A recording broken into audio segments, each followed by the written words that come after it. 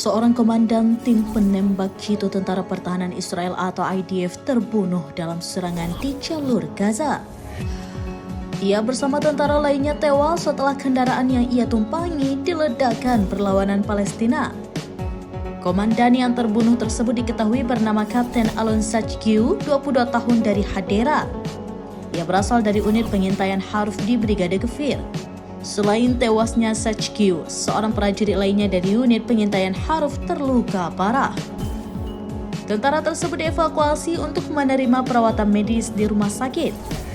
Menurut laporan, Sachgiu terbunuh dalam operasi kompleks di Jenin di tepi barat, di mana 15 tentara tambahan terluka dalam berbagai tingkat keparahan.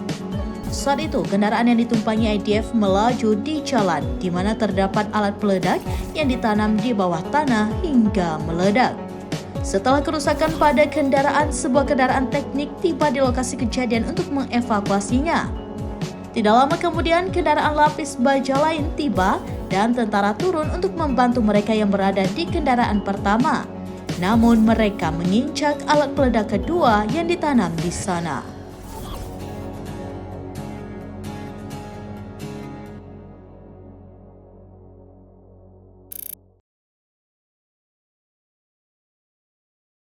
Download Tribun X sekarang, menghadirkan lokal menjadi Indonesia.